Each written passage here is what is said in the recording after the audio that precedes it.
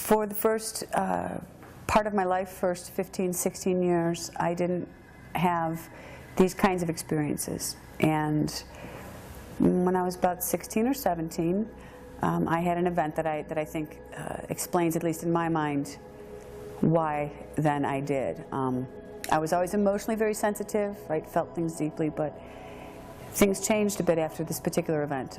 I was getting ready for work and was taking a shower. I had set up the ironing board prior and plugged in the iron and stuff. Got out of the shower to iron my clothes. The iron had been plugged in, it had been turned on for that period of time. And I went to go iron. I was naked and barefoot and just dripping wet.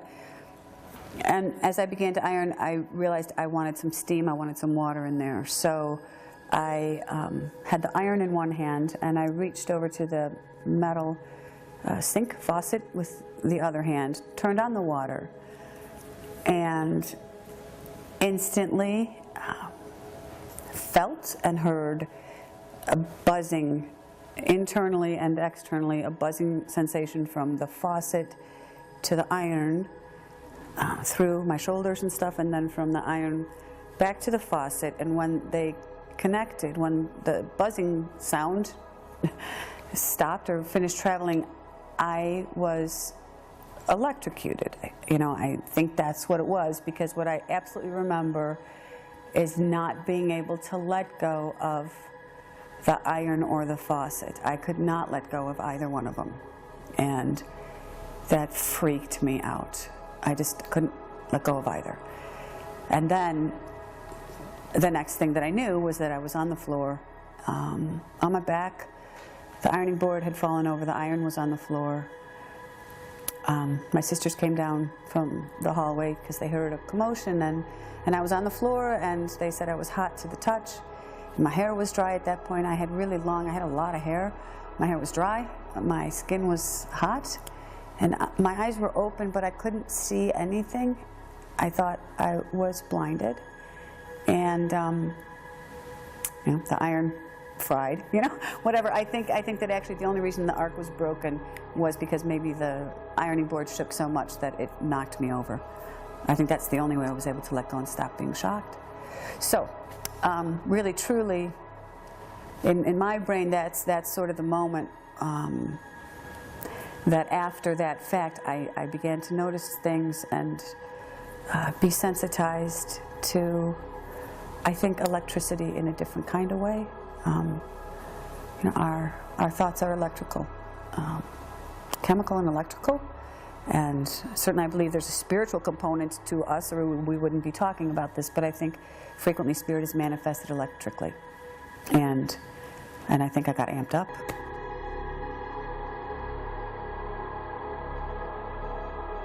I'm going to start with sort of a real brief, simple one, but it was rather cool. Your dad and I were staying at a farmhouse. We hadn't actually moved in yet, but we were prepping it and priming it and painting it and getting ready to move in. So we were just camping on the floor on a sleeping bag in what would become our bedroom. And as we laid there in this large, very, very remote farmhouse, we're just exhausted. We'd worked all day. And we're laying there getting ready to sleep, and we hear at the height of an adult male, probably 2 feet from where I was laying, we hear a man clear his voice, as clear as day. And I asked your dad if he heard it, and he said yes. And we laid there sort of paralyzed, and nothing else happened. Nothing else happened. But we confirmed with each other that we had heard it. And we sort of told ourselves, well, maybe that was the landowner's father who had lived there, and maybe he was just letting us know that he was there, or letting us know that he knew that we were there, whatever. And we sort of wrote it off. It didn't scare us enough to not want to live there, certainly. And then soon thereafter, when we did move in and we began to have a relationship with the farmer whose dad had lived there, he made a comment one day that he would prefer, as we went down into the basement to take showers, because that's where the only shower was, you had to walk past a wooden rocking chair, and that had a small table next to it, and he asked us please not to ever move or touch that little vignette. That was the chair in which his father had shot himself, and the chair in which his dad had died. And indeed, there was a stain on the wall behind the rocking chair, you know. So when Bill told us that, your dad then and I were quite convinced that it had been his dad, that his dad still hung out in some way in that house. But we lived there for quite a while very happily, and I think he was cool with us being there. And I didn't like to walk by the chair every time I took a shower, but you got used to it. So.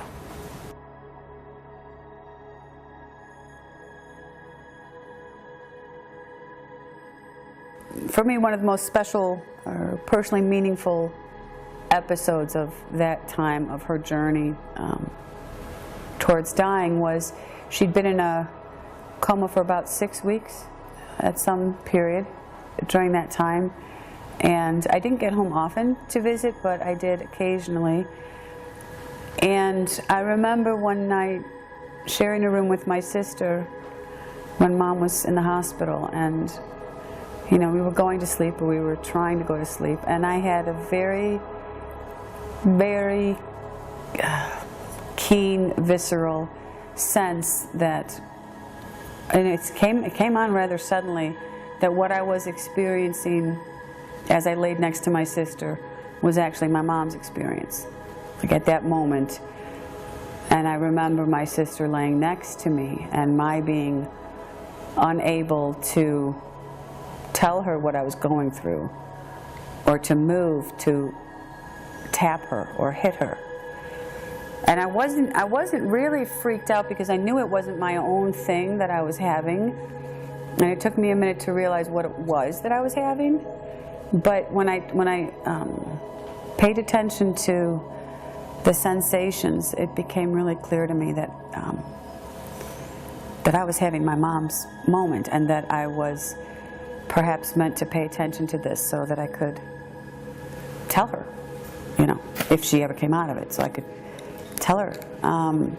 And the best way I can describe it, and I'm not going to assume that everybody's experience of a coma is the same, but I'm quite sure that what my mother's experience was at that time was a feeling of deep submersion, right? Deep, all over equal submersion. You know, not like part of her was less weighted down than the other, or it was consistent and suppressed. And there was an awareness of the self, but there was an inability to communicate that awareness. And she didn't seem to me to be necessarily freaked out about it, which, whatever was left of my own thinking, I thought, how is she not freaked out about this, right? But I didn't get that feeling. I got a feeling of awareness. And I don't know that I want to say acceptance, but I think I want to say sort of just a curiosity of that awareness. My mom was a very curious individual. She was always thirsty for knowledge and wanting to understand things and so on. So that's what I had, and it was very real. And at some other point in time when I came back to see her, and she had come out of the coma but was still in the hospital, really one of the very first things that she said to me when we were able to speak again was she asked me if I had had any experiences, or if I could tell her at all about what it was that she'd gone through. And that was really her phrasing. It wasn't, can you tell me what went on? It was, can you tell me anything about where I've been, basically. And I was able to tell her that, as well as another tale that I can't recall accurately enough to share, but my mom was very aware of my tendencies, and And I think that she almost sort of counted on me being able to fill in some missing bits.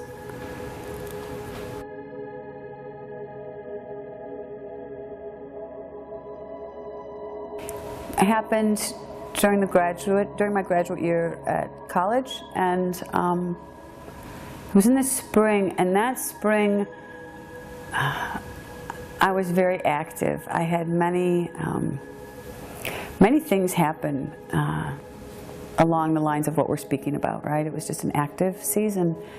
And I used to regularly confide in and seek comfort from my friend Tom, telling him what I was experiencing.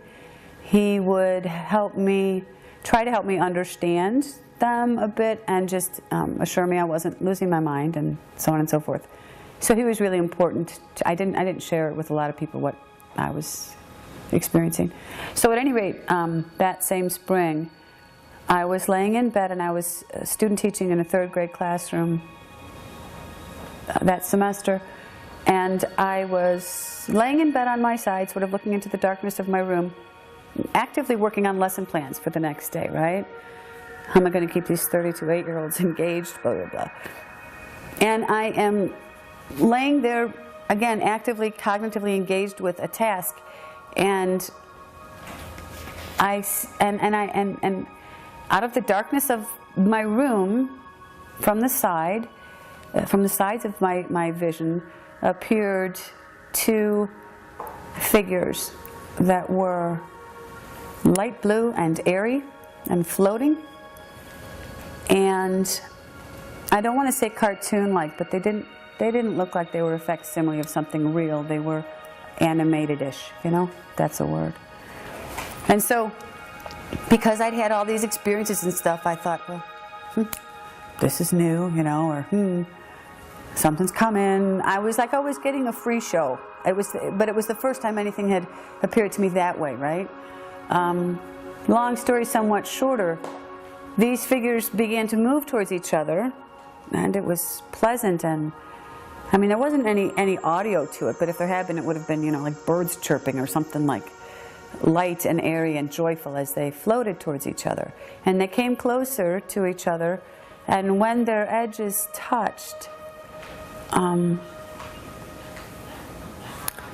it was really frightening. Like sort of from below and beneath them came like a jackal. That's the word that came to my mind, was jackal. And it came up behind these figures, and there was fire, and he, like, I don't know if he sucked them in or he somehow made them disappear. And it went from sing-songy, you know, Teletubbies, you know, to like darkness and badness. And it freaked me out. And I didn't like it at all. And I'm sure I didn't sleep, and I'm sure I taught terribly the next day. But I do know the next day, when I was done with my work, I hightailed it to the graduate studio house, which was where students who were studying painting, it's where they had their studios. It was this abandoned, fabulous but trashed old house on campus. And the graduate students had their studios there. So anyways, I went there to see Tom. And when I got there, because I was just so freaked out, another person opened the door, who I hadn't met before. I'd seen him on campus, like from a distance, right? But I hadn't met him before. He opened the door. I asked if Tom was there. He said no, he wasn't, but he should be back. And I was welcome to come in. So I went inside and sort of followed this guy around a bit. I was quite comfortable in the setting, you know. And he went back into his studio, which was in the bombed-out shell of an old kitchen. And so he went back to his painting, and I'm sort of bold, and I said, you know, I wondered if I could see what he was working on, you know.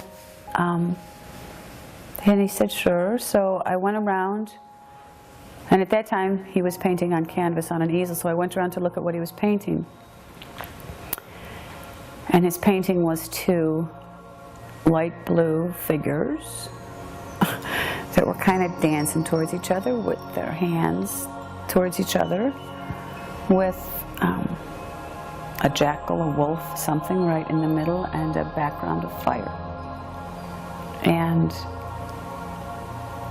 I looked at that and I sort of lost my breath a bit, and I asked him what he was painting. I said, when I could find my voice, I said, what is that, basically?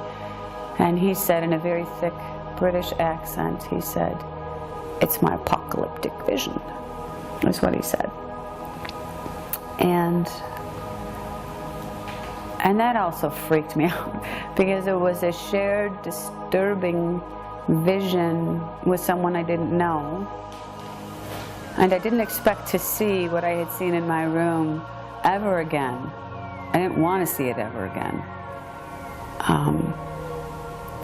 So, I mean, I left the Graduate House, and I basically said, when Tom gets here, can you have him call me, you know.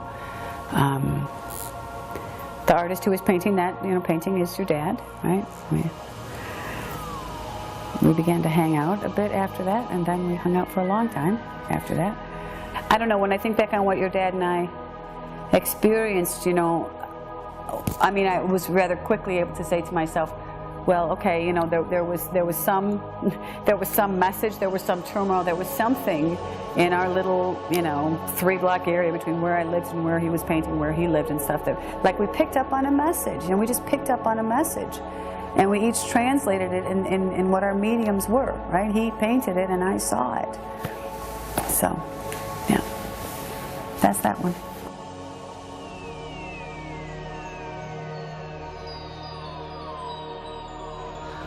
Many, many years later, after we'd lived in this place for a while, and you were 6 or 7, so many years later, I had been invited to go to a conference in northern Michigan, and I'd been invited by a woman I knew very well, and a woman that I knew rather well was going to be there, and then another girl who I'd never met before. But we all had similar interests, and we thought the conference would be mutually beneficial.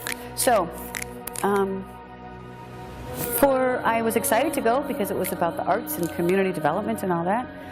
And the thing is, for a few weeks prior to our departure date, I had an absolutely terrible sense of foreboding about the trip. And at first it was rather abstract. It was just a sort of a niggly, I'm not feeling good about something.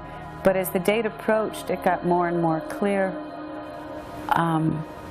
In fact, and you know, I like to get ready for things ahead of time if I can, but I had such a sense of foreboding that literally the night before we left, I hadn't yet packed, and I came very close to calling the woman who was the driver to say, "I'm sorry, I can't go." The reason is because I had begun, a very clear picture had begun to form that if I went on this trip, I would die on this trip. And in fact, that the 4 of us, myself and my 3 traveling companions, would all die on this trip. And so if I left, we weren't coming home. And it wasn't even just that, it was that we were going to die in a head-on accident with a truck. And there were nights when I wasn't dreaming. I mean, I have dreams that are very lucid sometimes, and I know the difference, you know, whatever. We've talked about that in the last video, but there were nights when, even before I'd fallen asleep, I could truly see the headline, right? 4 local women die in head-on crash, northern Michigan, whatever. So it was very clear. And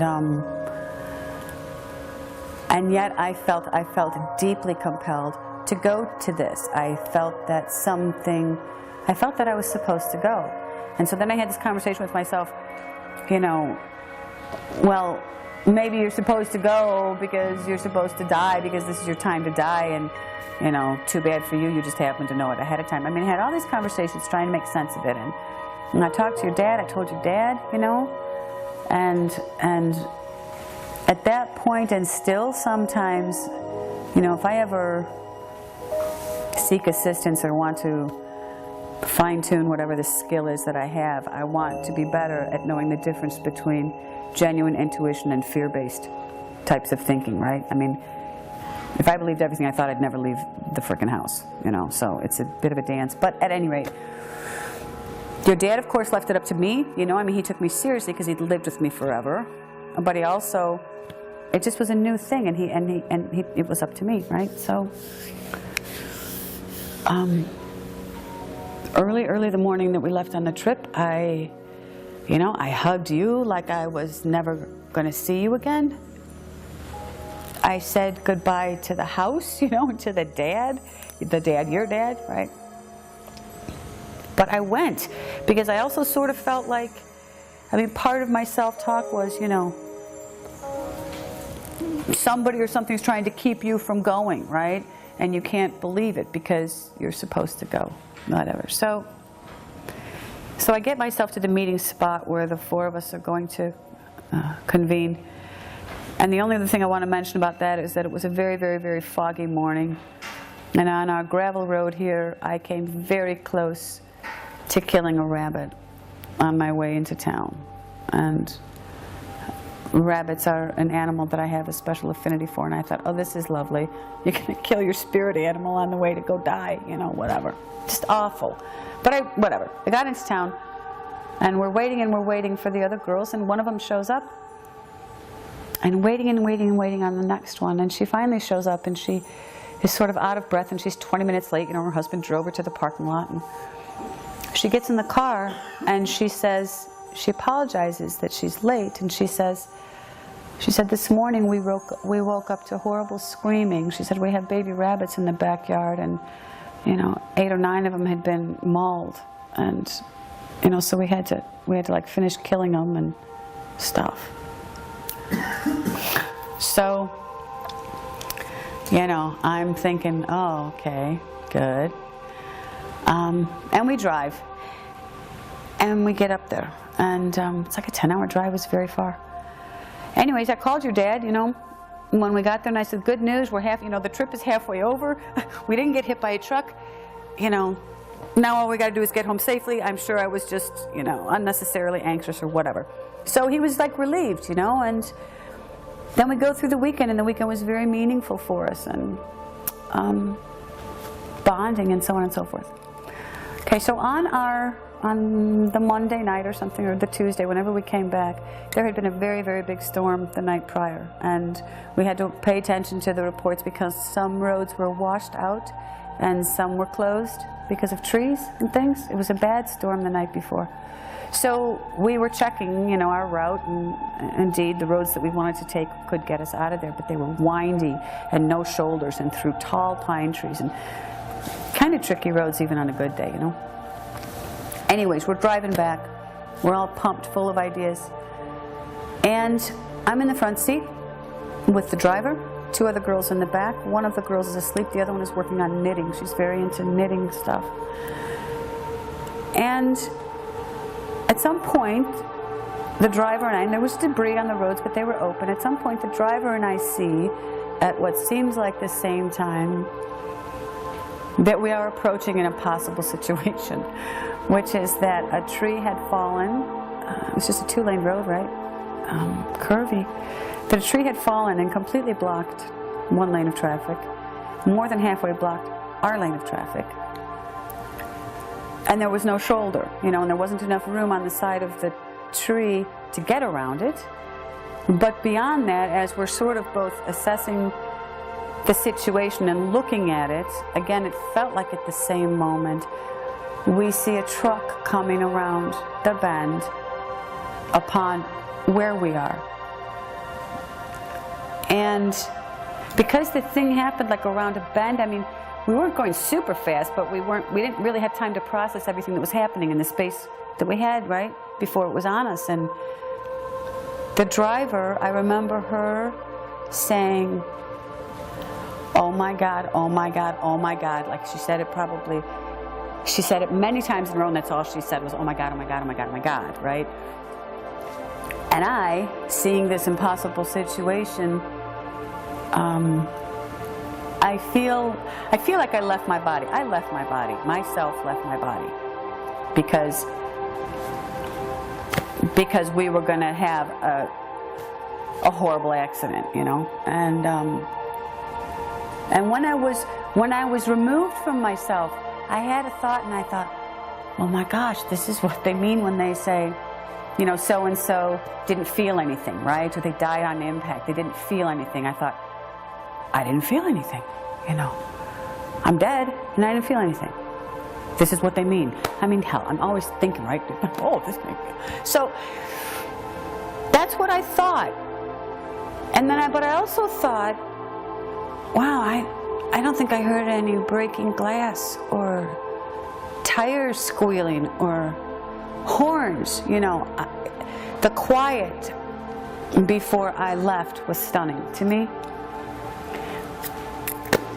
And however long after it was that I came back to myself and found myself in the front seat, and the driver, I looked at her, and you know, they talk about white knuckle. It wasn't just white knuckle, it was, she was colorless and her hands were on the wheel. And I looked at her and I knew, or I looked in the rearview mirror, but I knew that we were past that moment, right? I knew that we were past that moment. And I said to her, I said, what just happened? What happened? And she said, I have no idea. She said, I have no idea. Okay? The two girls in the back seat they were not aware of what we had gone through, again, because one was knitting, one was sleeping, right? So it was just a shared moment between myself and the girl in the front seat, but we of course told the other two, oh my God, you guys, you know, we have to tell you what just almost happened and didn't, and we have no idea why it didn't, and so on and so forth. What I want to say before I tell you what some people probably consider the punchline of the story, which is the sexiest part of it at the end, is that the other part of my experience when I sat in the front seat, once I was back connected, and I sat in the front seat, and I'm trying to process what had happened, because again, I'd had, you know, 20 years of this stuff, and the thing that struck me that I didn't understand was, I felt, I mean, what I said to myself and explained to myself was that somebody, you know, somebody did us a favor, right? I mean, in my head, I thought some spirit either made us invisible, made the tree invisible, right? Pulled the ribbon of the road so we could both pass and never know it, whatever. I just very much felt that there'd been an intervention. And the easiest one was to think that they'd made the tree disappear, whatever, right? So, but what confused me was that I was trying to identify whose energy it was that I was surrounded by, right? Who was it that was with us there? Because, you know, people that I've known and loved, or people that I didn't know until they came to me and then I know them, they have different energy, they have a different feeling, you know? And I was trying to identify who it was in my head. I was thinking, you know, it's not Mom, it's not Genevieve, it's not Grandma, right? It's not Linda. I'm going through all these things about who it wasn't, and I could never identify who it was. So many hours later, right, we were dropping off one of the passengers, the one who had the dead rabbit moment. And she gets out of the car, and we're watching her walk up her long drive. And we hadn't even really fully pulled away from her driveway when the girl in the back, who I had not met, her name is Val, I had not met her until, you know, 3 days prior, she leans forward in the front seat and she says, you guys, she says, I have to tell you, I really almost didn't come on this trip. And I'm sitting in the front seat and I'm thinking, well, that's interesting, you know.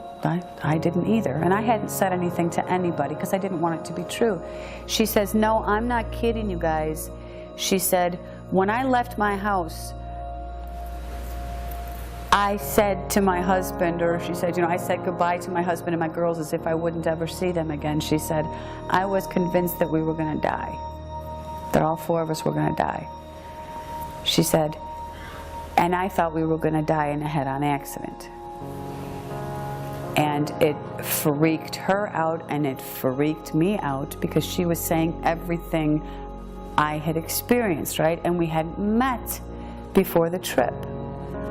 And then she says, which was so clever, but I understood it because I didn't, perhaps intuitively I had done the same thing. I hadn't told any of them about it, but she said, I wasn't going to say anything until there were only 3 of us in the car. She said, because all 4 of us were going to die. So then, so she and I, right, I mean, big goosebump moment and freak out and bleh. But we had a conversation with each other about why it was that we went on the trip anyways, right? I mean, why was it that we went on this trip anyways?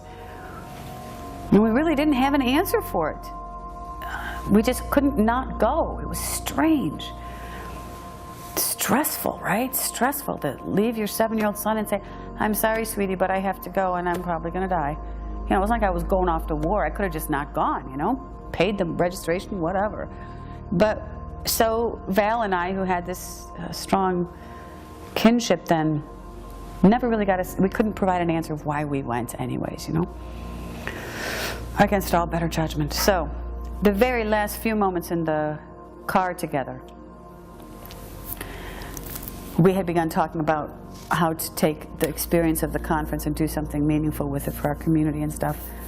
And Val and we passed a building that was for sale at that time, and we both sort of looked at each other and thought, oh, this is something maybe we could do for our town, you know, and implement some of the things we'd learned and take our enthusiasm and make it three-dimensional and stuff. And so, long story, shortened, is that Val and I then embarked on a very significant community project, right, that that came to fruition, and we saved the building and helped create a meaningful place for our town. And it happened because of that conference, and we met at that conference, and we went against all odds.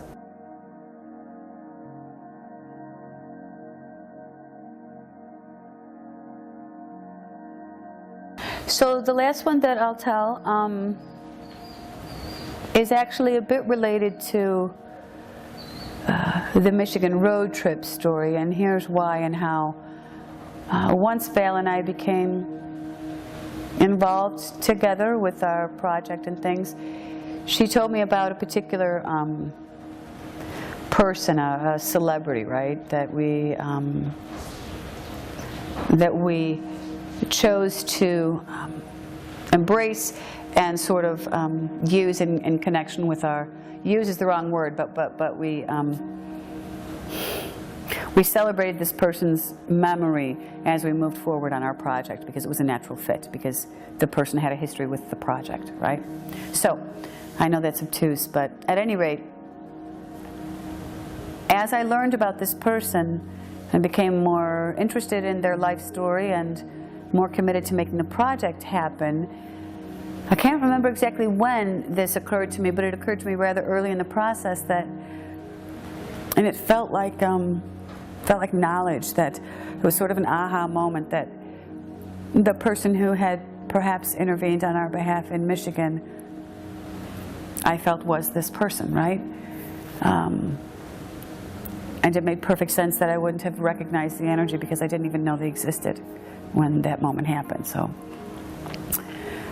that's what I tell myself anyways, and that's what it feels like. Okay, so a few years into the project, you know, we're doing fundraising and so on. And again, this celebrity person was integral to our passion. This person has passed, you know, they're gone. And I'd been invited to go to a wedding of a friend, and the wedding was over the Halloween weekend, and so people were encouraged to come in costume for the party. And so I decided to go as this movie star. And I absolutely had an ulterior motive, which was, when people asked me, who are you, you know, I would tell them, and then I would tell them about the project, you know. And I would maybe raise money for it and get them interested and get them to visit the website, whatever, buy a t-shirt, whatever.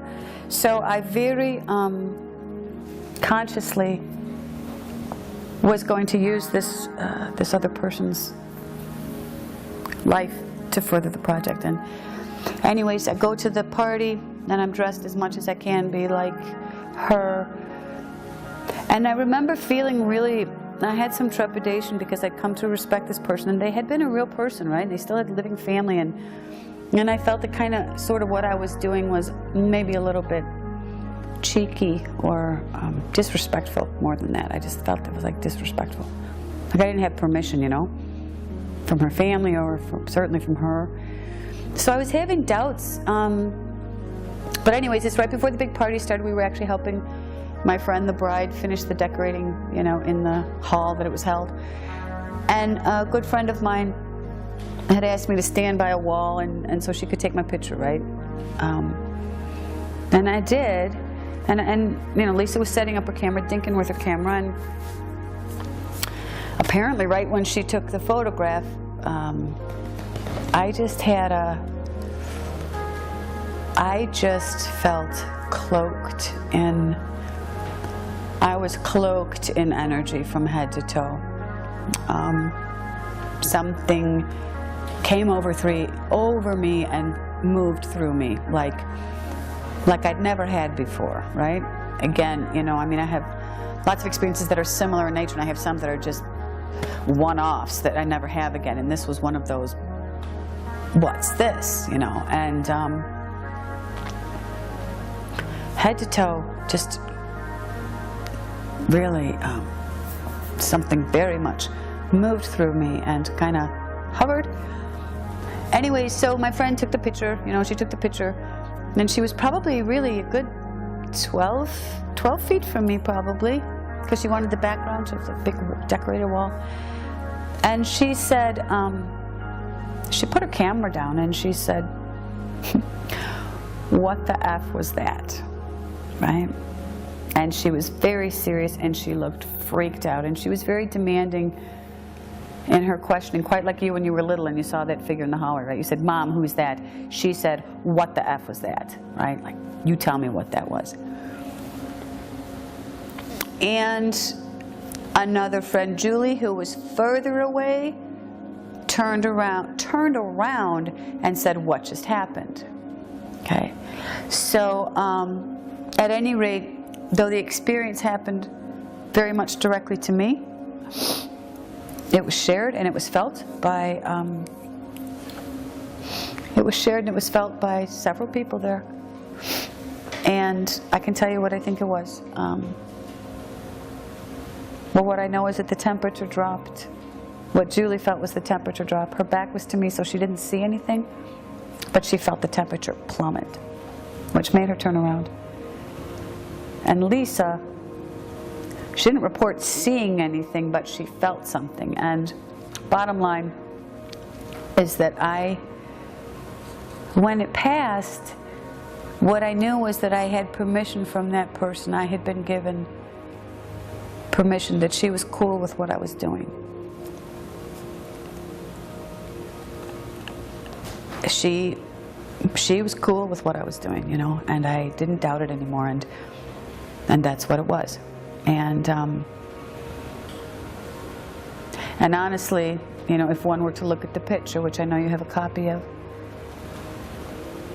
I don't think that I necessarily look like myself, right? I think I look a bit like something's happening, and even if I don't, something happened, and 2 other people felt it. And when it passed, I knew that it was cool with her, that she found it anything but disrespectful what I was doing.